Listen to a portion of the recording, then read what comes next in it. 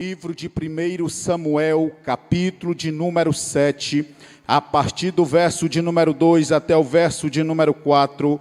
Por favor, quem encontrou, diga comigo: achei o pão da vida.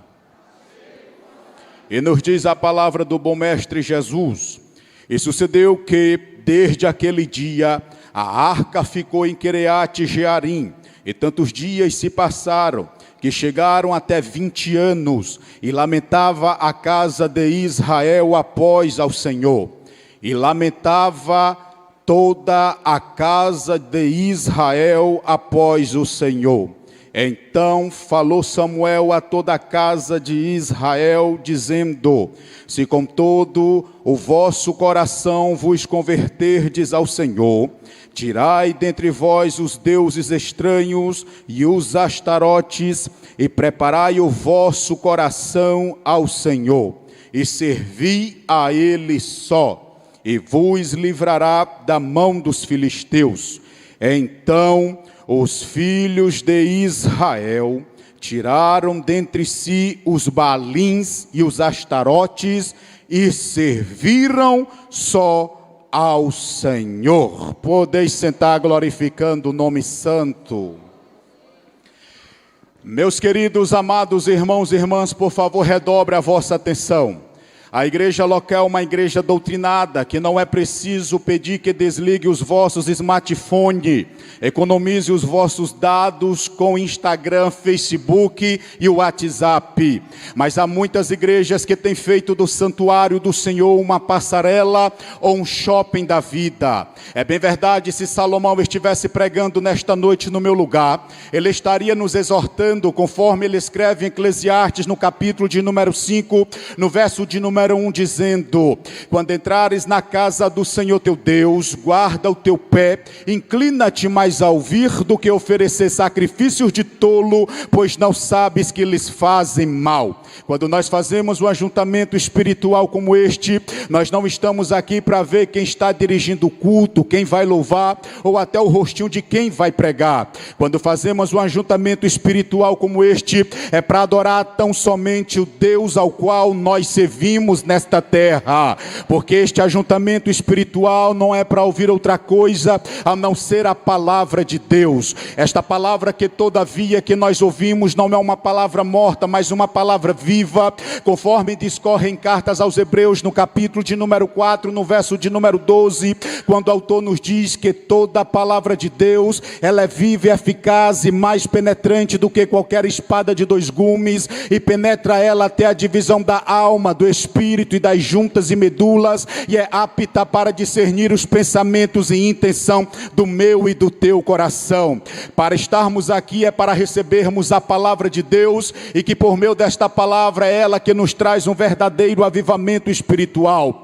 Nos lembremos quando Abacuque, escrevendo no capítulo de número 3, no verso de número 2, Abacuque vai dizer: Senhor, eu ouvi a tua palavra e temi. Aviva a tua obra no meio dos anos, e no meio dos anos a notifica, e na ira lembra-te da misericórdia. Quando eu me refiro à palavra de Deus, eu me lembro que o apóstolo Paulo, escrevendo a Timóteo, na sua segunda carta, no capítulo de número 3, no verso de número 16, Paulo vai dizer: Timóteo, porque toda a escritura divinamente inspirada, ela é proveitosa para ensinar, para redarguir, para corrigir, para instruir em justiça. Eu estou sentindo de pregar nesta noite para alguém. Eu me lembro quando o apóstolo Paulo também escreve a sua primeira carta a Timóteo, porém no capítulo de número 4, no verso de número 9, Paulo vai dizer que esta palavra, ela é fiel e digna de toda aceitação. Eu não acredito em outra palavra, irmã Paulinha, a não ser nesta, ao qual nós fazemos menção,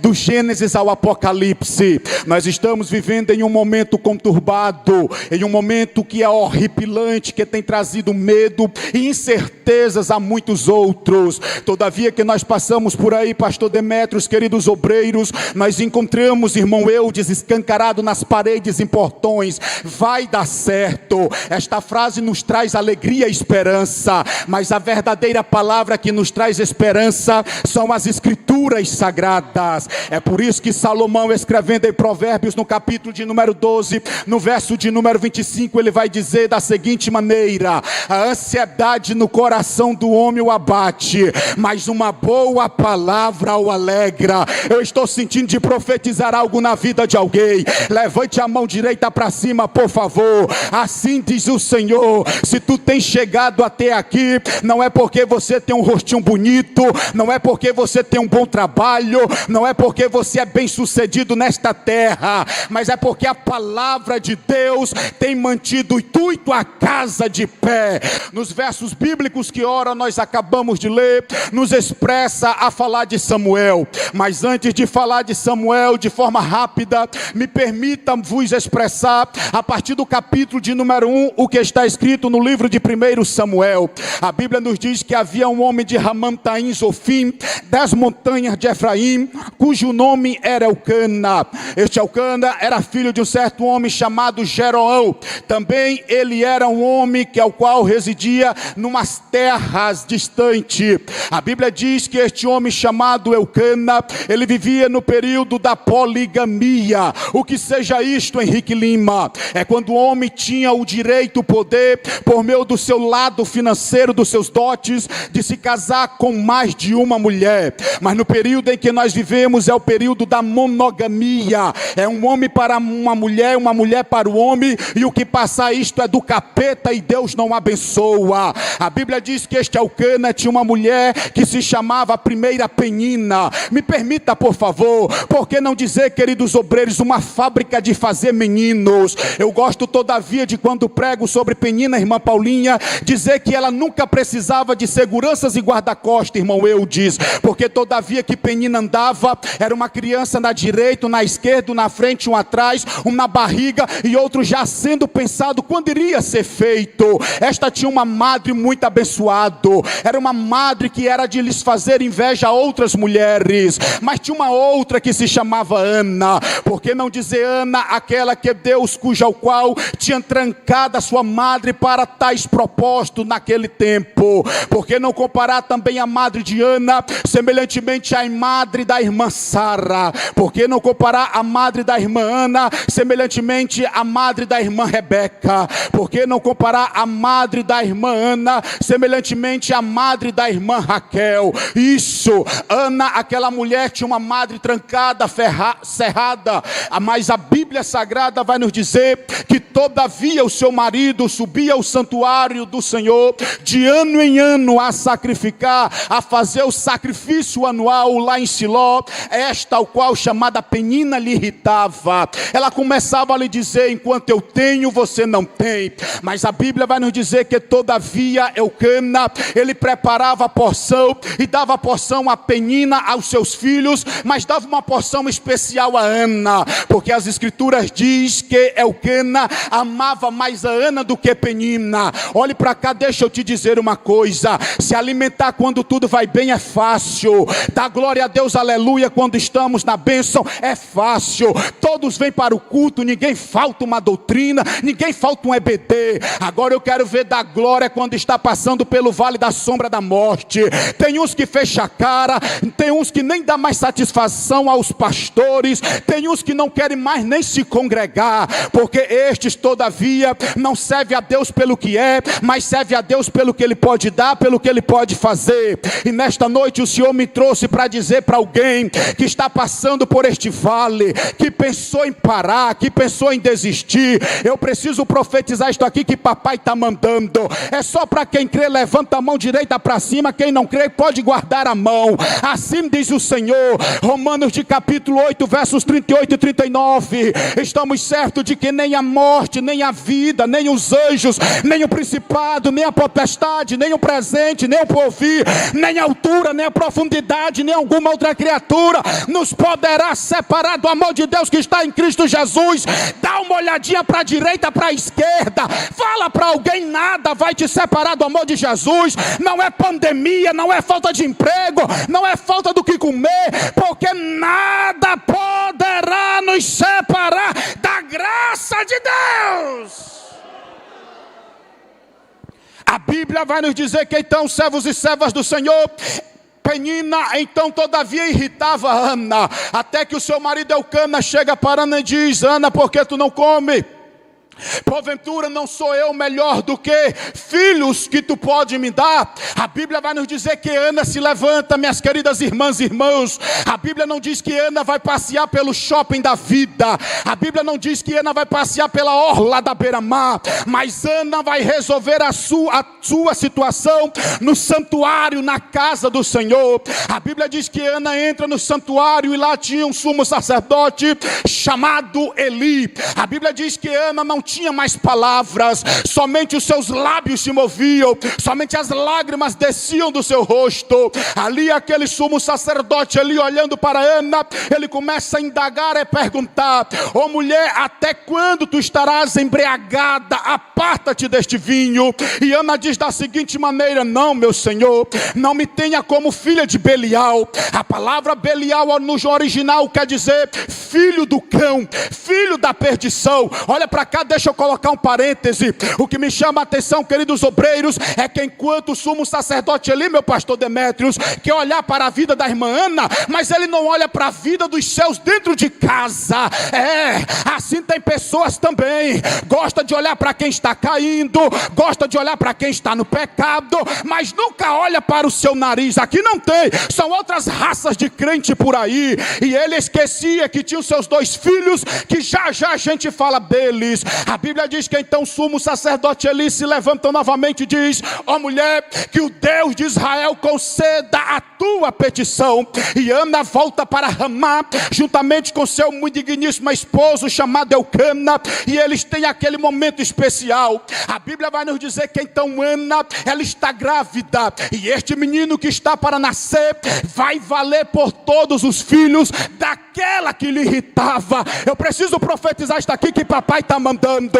Por gentileza, com todo respeito, levante o dedo assim de profeta. Eu estou pregando para uma geração de profetas e de profetisas. Dá uma olhadinha para a esquerda, para a direita. Por favor, diz para alguém: não precisa puxar tapete de ninguém, não precisa denegrir a imagem de ninguém, não precisa bajular pastor Demétrios e irmão Paulinha. O que você precisa é esperar no tempo de Jeová, porque as coisas que o teu olho não viu, o teu ouvido não ouviu e não subiu ao teu coração, são as coisas que papai está reservando para a tua vida.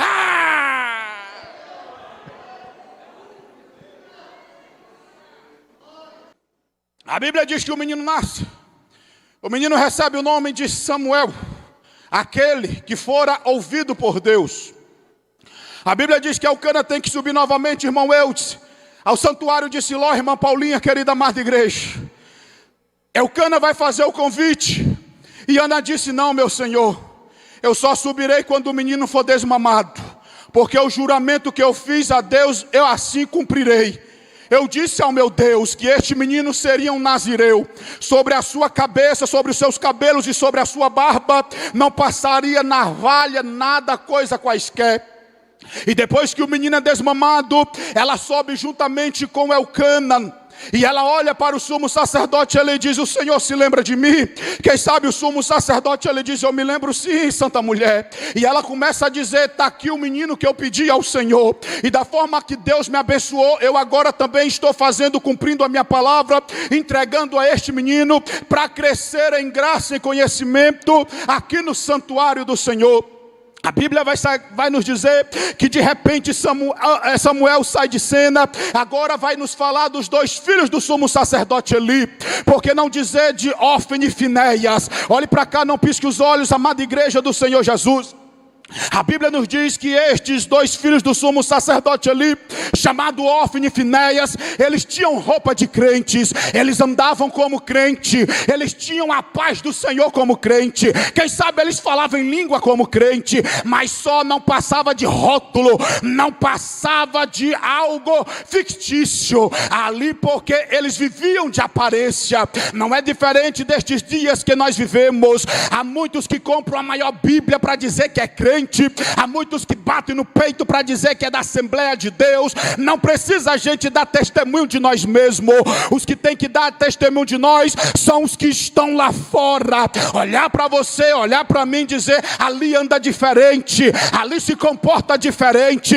Enquanto muitos estão falando do Campeonato Brasileiro, queridos obreiros, pastor Demetrios, quem está na ponta, quem está sendo rebaixado, ele só fala de Bíblia, ele só fala de João 3,16, ele só fala de Salmo 37, verso 5.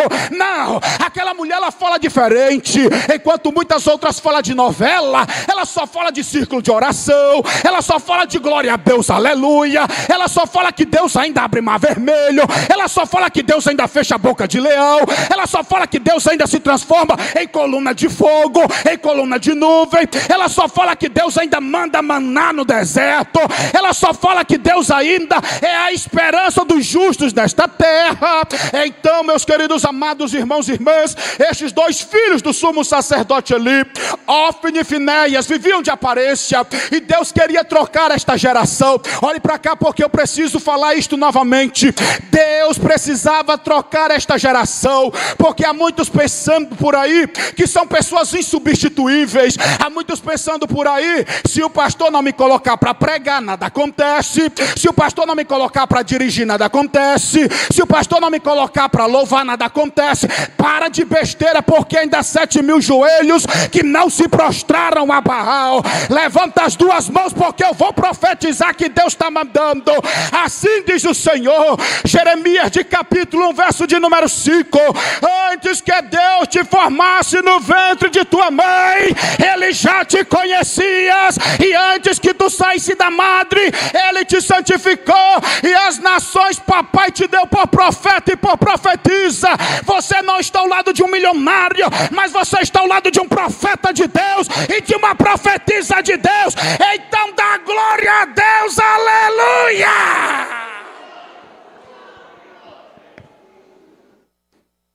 Escute, Deus precisava trocar esta geração de Ofni, do sumo sacerdote ali, Ofni e Finéias. E Deus então estava preparando o jovem, o menino Samuel, porque estes dois, eles roubavam o que era de Deus.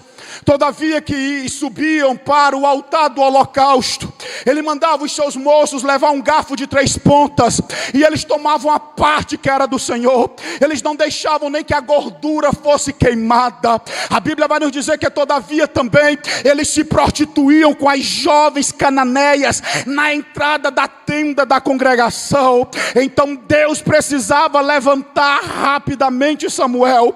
É aí que Deus então vai falar com Samuel. Preste bastante atenção. Samuel está dentro do santuário. Samuel não está passando o dia no Instagram, muito menos no Facebook, muito menos no WhatsApp. Samuel está fazendo o que diz o salmista em Salmo 1, verso de número 2, que o prazer do justo está na sua lei, e na sua lei medita dia e noite.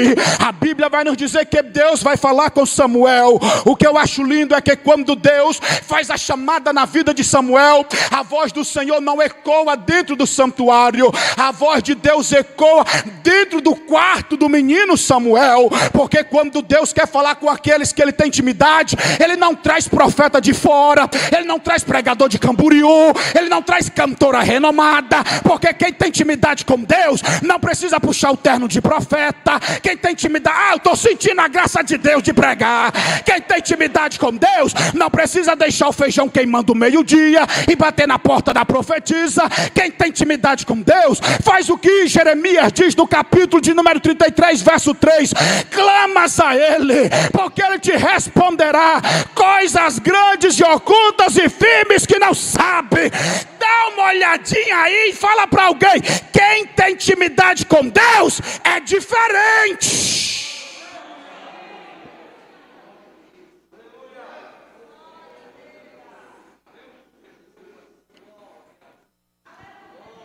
E Deus chama Samuel por 3 vezes. Que na terceira vez ele não compreende. E das 3 vezes ele foi ao sumo sacerdote ali, mas da terceira vez ele disse assim: meu filho, quando tu ouvires de novo, pode dizer para ele, fala que o teu servo ouve. E Deus falou tudo, relatou tudo para Samuel. Escute-me. E naquele período, a palavra de Deus era limitada. Não tinha profetas para entregar a revelação de Deus. E Deus só se manifestava para quem Ele queria se manifestar naquele período. E Ele falou para Samuel o que Ele iria fazer. E a Bíblia vai nos dizer, servos e servas do Senhor, correndo mais um pouco. Amanhece o dia. Eli então soube, compreendeu que era Deus que estava falando com Samuel. Ali aquele sumo sacerdote Eli logo pergunta a Samuel a tudo que Deus tinha lhe entregue, porque ele disse: se tu não me contares, Samuel, assim Deus te faça tintim por tintim. A Bíblia vai nos dizer, servos e servas do Senhor, queridos obreiros, meu querido amado pastor Demetrios, que Samuel sai de cena novamente e vai ter uma batalha entre Israel e os filisteus. Olhe para cá, não pisque os olhos, por favor. A Bíblia diz que os filisteus, ele fica no campo de batalha chamado campo de Afeca. A Bíblia diz que os israelitas, ficam em outro campo chamado campo de Ebenezer. A Bíblia diz que neste primeiro round os israelitas avançam, minha irmã. Os filisteus também avançam, irmão Eudes. Mas a Bíblia vai nos dizer que naquele primeiro round, irmã Paulinha, 4.000 soldados israelitas são mortos. Olhe para cá, regale os olhos. Certa vez eu pregando esta mensagem e alguém me perguntou, Henrique Lima, por que Deus não se manifestou para livrar o seu povo? Deus queria se manifestar, mas Deus não se manifesta onde há pecado. Deus não se manifesta onde há adultério. Deus não se manifesta onde há meninice. Deus não se manifesta onde há inveja. Deus não se manifesta onde há discórdia. Deus não se manifesta aonde é pessoas indiferentes com os outros. Deus se manifesta só no meio da simplicidade. Eu estou sentindo de pregar isso aqui para alguém. Não precisa querer ser diferente. O que precisa é ser crente na pessoa de Jesus para Ele operar. Escute, igreja. Eles voltam. Eles entram chorando, irmão Eudes, e perguntam, obreiros, por que Deus não operou? Sabe o que é que eles pensam? Traz a arca da aliança. A arca que tivera 3 utensílios dentro dela. A primeira, a vara de Arão que floresceu quando foi chamado para o ministério sacerdotal. A segunda, o decálogo, 2 pedras, 5 mandamentos de um lado, 5 mandamentos de outro, que Deus tivera falado a Moisés para instruir a nação de Israel no Monte Sinai. A terceira, muito melhor do que maminha picanha, maná, aquilo que Deus alimentou o povo por 40 anos. Traz a arca que a gente vai sair vitorioso, pastor Demétrios. Mas escute, preste atenção. Eles tomam a arca do santuário, lá em Siló. Os levitas colocam em seus ombros. Eles voltam novamente, irmão Eudes, querida amada igreja do Senhor. Os filisteus, eles escutam glórias alto, gritos alto. É a Bíblia que diz, não é exagero de pregador não. É a Bíblia que diz que a terra estremeceu. Os filisteus ficaram aterrorizados. Os filisteus falaram, os deuses que vos tirou das mãos de Faraó, porque para os filisteus, cada praga que Deus manifestou das 10 pragas era um Deus. Não, Deus não precisa de muitos deuses para operar, porque somente Ele é o Deus único e vivo.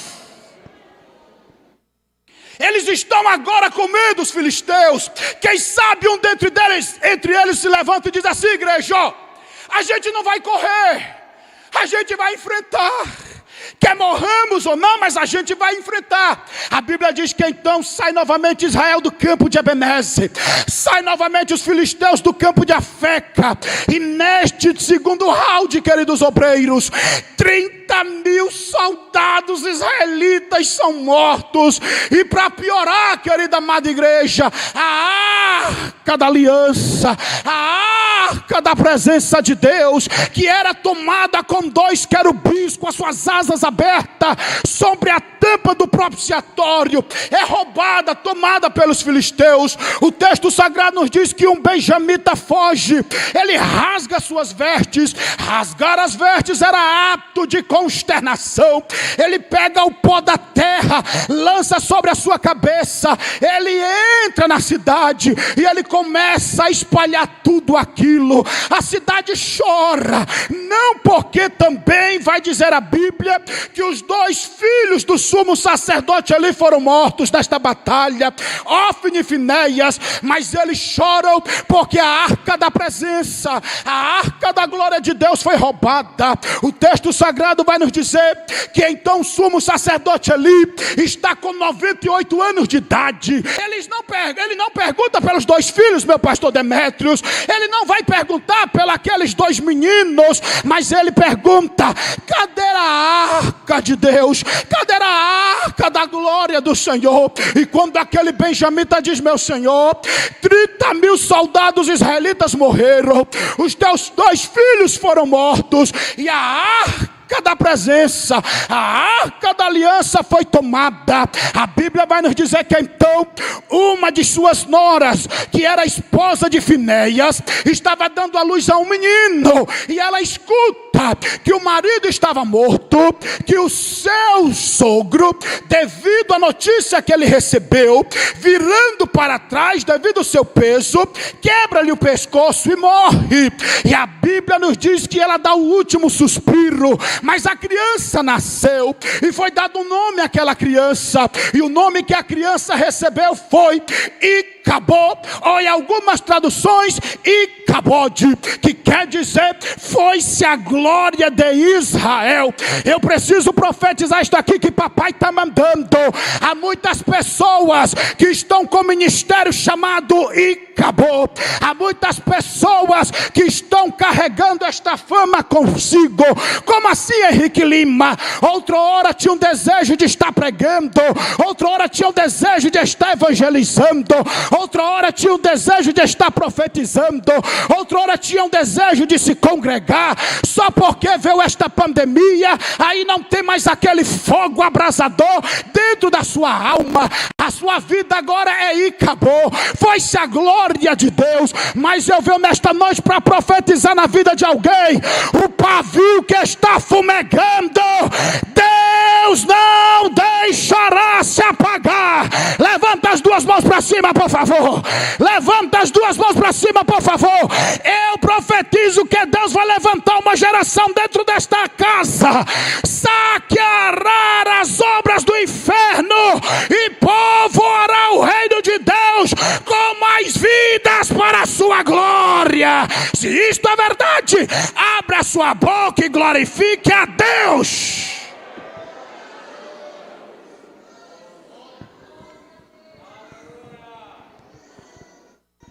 Diga comigo, prega comigo: a arca, pode ficar melhor, daqui a pouco a gente janta.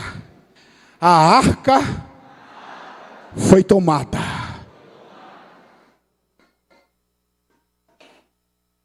Algo que Deus não fez lá, Ele vai fazer nas cidades dos filisteus. Olhe para cá, não pisque os olhos. Eram 5 cidades: Afeca, Gate, Gaza, Ecrom e Asquelon. A primeira cidade que a arca é transportada é para a cidade de Afeca. Olha para cá, preste atenção. Na cidade de Afeca tinha um grande santuário que os filisteus reverenciavam ao seu Deus, chamado Deus Dagom. Eles tomam a arca, queridos obreiros. Eles querem que a arca, meu pastor Demétrios, reverencie Dagom. Deus não divide a sua glória com ninguém, não.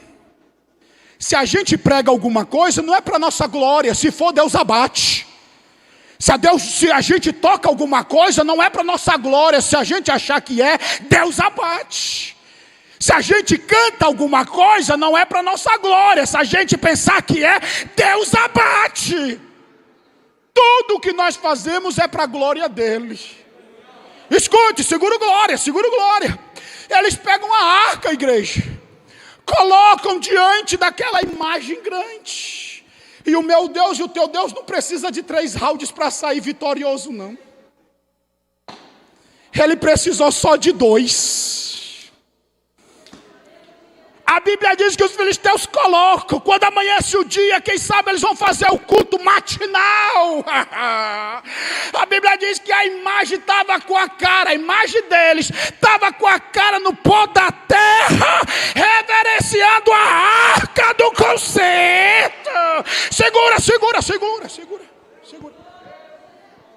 Mas eles são teimosos, irmãos. Eles levantam a imagem de novo. E Deus não precisa de ninguém para cortar a mão de imagem, quebrar a cabeça de imagem, não. Porque quando Ele quer fazer, Ele mesmo faz.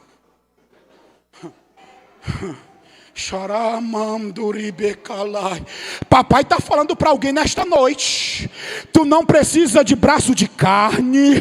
Tu não precisa confiar no cotã, no choque, no raio. Tu não precisa confiar no exército, na marinha, na aeronáutica. O que tu precisa fazer é menção do nome do Deus vivo.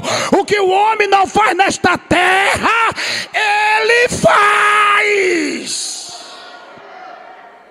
E a Bíblia diz que no segundo round, quando eles voltam, eles levantam a imagem. Agora a imagem está caída novamente, com as mãos cortadas, com a cabeça arrancada. Aí Deus começa a fazer o estrago, irmão Eudes. A Bíblia vai dizer que nesta primeira cidade de Afeca vai acontecer uma epidemia. De quê?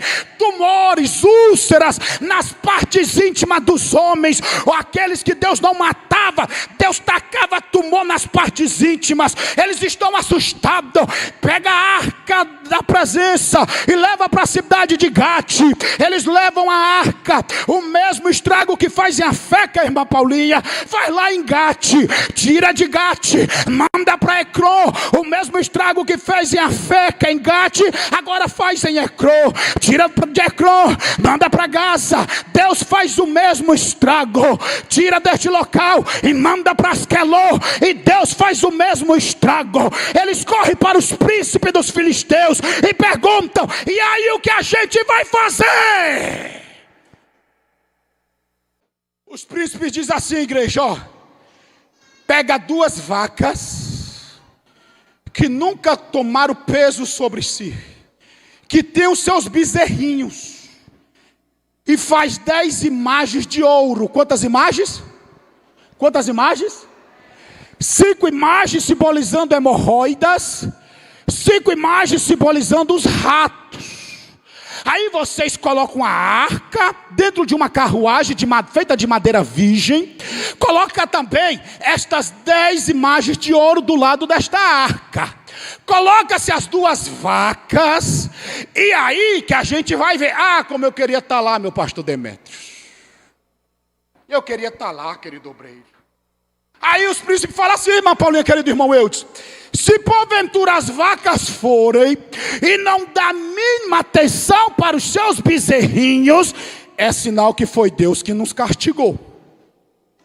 Mas se as vacas derem meia volta, isso aí aconteceu por acontecer mesmo. Oh, cena linda. As vacas estão preparadas. A arca da aliança lá na carruagem, na carroça. As 10 imagens de ouro, 5 de rato, 5 simbolizando as hemorroidas. As vaquinhas começam a andar. A Bíblia diz que os 5 príncipes de cada cidade, de Afeca, de Asquelon, de Gaza, de Ecrón e de Gate, iam atrás daquela carroça. Quem sabe um fala para o outro, diz: o pisca da direita vai acender. Lamanduribicou, lamand. O pisca da esquerda vai acender. As vacas vão voltar. Que nada. A Bíblia diz que as vacas vão em direção a Israel. Segura glória, segura glória. As vacas estão indo direto a um campo de Josué chamado campo de Bet-Seme. E naquela época era tempo da colheita, igreja. Os bete-semitas estavam com a enxada nas mãos. Os bete-semitas estavam plantando e colhendo. E de repente eles levantam o seu olhar. Eles percebem que a arca do concerto vem voltando. Vai agora, mergulha comigo aqui, por favor. Eu imagino, irmãos e irmãs, que os bete-semitas eles soltam as enxadas, eles soltam as suas pares. Quem sabe eles começam a dizer: quem cantava e não canta mais, chama para cantar de novo, porque a arca está voltando. Quem tocava e não toca mais, chama para tocar, porque a arca está voltando. Quem realizava holocausto e não realiza mais, chama para realizar, porque a arca está voltando. A arca volta. Eles quebram a carroça, eles fazem um fogo. Ali a Bíblia diz que eles sacrificam a Deus. Mas foi um culto tão gostoso, minhas irmãs. Mas tiveram algumas pessoas que quiseram olhar para dentro da arca. E a Bíblia diz que quando eles olharam, Deus matou. Já estou me aproximando para o final da mensagem. Quando Deus mata, vem a tristeza novamente.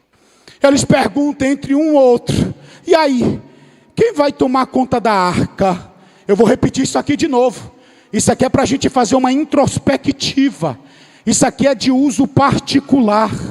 E aí, quem vai tomar conta da arca? Igreja, para andar com a arca, ninguém pode andar com ela de qualquer maneira, não. Alamanderei que é. Quantos querem andar com a arca, mas não querem fazer o que o dono da arca manda fazer? Quantos querem ter a presença da arca, mas não querem viver como o dono da arca quer que viva? Escute-me. Subam a Kiriat Jearim. Chame os moradores de lá. Eles descem correndo. Eles sobem com a arca. Aí eles se lembram. Tem a casa de um homem chamado Abinadab. Abinadab tem um filho. Mas antes do filho tomar a incumbência de ficar com a arca, ele primeiro precisava ser santificado, irmã Paulinha. Não podemos tomar a arca de qualquer maneira. Não podemos querer a presença da arca de qualquer jeito. Aqui não tem, mas eu preciso dizer: há muitos que cantam, choram, profetizam dentro da igreja, mas quando chega em casa, o pagode, o axé, o forró não saíram dos lábios ainda e querem andar com a arca de Deus.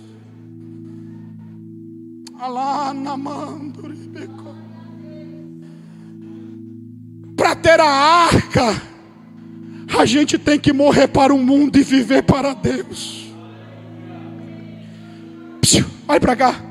Abinadab diz assim: filho, Eleazar, tu vai tomar conta da arca, mas agora tu vai ter que viver somente as coisas de Deus.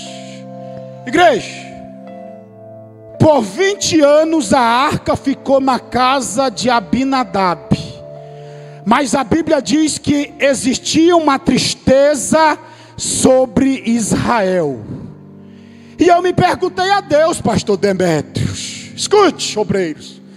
Isso aqui não é o Google que nos dá não, irmão Eudes. É o Espírito Santo. Eu perguntei: Espírito Santo, a arca não voltou? Voltou. Eles não ficaram alegres? Ficaram. Tudo bem que aqueles que foram olhar para dentro da arca morreram, foram fulminados, mas a tristeza bateu sobre eles. Aí eu perguntei: Espírito Santo, e por que a tristeza veio sobre eles?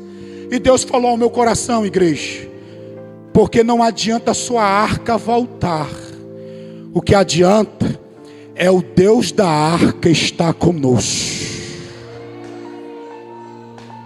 Levanta a mão direita para cima, por favor. Não adianta a gente só levar a arca. Porque se a gente tiver sua arca, mas não tiver o Deus da arca, demônios não caem por terra. Não adianta a gente só levar a arca e o Deus da arca não tiver conosco. Porque a gente pode cantar, a gente pode pregar, a gente pode evangelizar, mas nada acontece enquanto o Deus da arca não voltar a se manifestar em nossas vidas. Deus levanta Samuel, pregador da última hora. E Samuel prega a igreja dizendo: irmãos e irmãs, Deus nunca deixou de ser amigo de vocês, mas Deus quer voltar a participar do culto de vocês. E a Bíblia diz que então Samuel falou a toda a casa de Israel, dizendo: se com todo o vosso coração vocês se converterdes a Deus, vocês lançarem para fora os deuses estranhos, os astarotes, os balins, Deus voltará a participar do culto de vocês. E depois que vocês fizerem isso, a gente vai subir a Mispa. Mas preste atenção, para eles subirem a Mispa, eles iam se congregar, eles iam preparar um culto de ação de graça ao Senhor. Mas ninguém sobe a Mispa de qualquer jeito. Para subir a Mispa, tem que arrancar os deuses estranhos dentro de si. Para subir a Mispa, tem que arrancar os astarotes, os balins. Aqui não tem, mas o que tem de crente que ainda tem ídolos escondido dentro de si, o que tem de crente que ainda tem ídolos que ele está adorando, Deus está falando para alguém: este fôlego de vida que ele nos deu não é para adorar a imagem que tem boca mas não fala, não é para adorar a imagem que tem ouvido mas não ouve, não é para adorar a imagem que tem mão mas não apalpa, mas este fôlego de vida que papai nos deu é para adorar e bem dizer somente ao seu santo nome. Escute, olhe para mim. Eu termino esta mensagem dizendo para você: depois que Samuel prega, a Bíblia diz que eles colocam os balins, os astarotes para fora. A Bíblia diz que eles estão preparados agora a subir a Mispa, torre de vigia. Eles sobem adorando, eles sobem chorando. Aquele choro não era choro de perca, de desespero, mas aquele choro era a alegria de se reconciliar com seu Deus.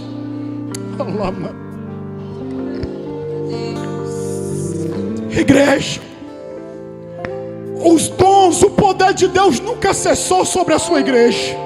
O que cessaram, meu pastor Demétrio, foram pessoas de corações retos para buscar aquilo que Ele tem ainda a derramar sobre o seu povo. E Deus só vai derramar quando a gente se libertar das coisas estranhas. E quando eles chegam lá em cima, não é essa água que o irmão Eudes me serviu. Quem sobe, pastor Demétrio, sobe cansado. Quem sobe quer se hidratar. E aquela primeira água que eles encontram, jovens, em vez deles beberem, a Bíblia diz que como oferta agradável ao Senhor, eles derramam no chão.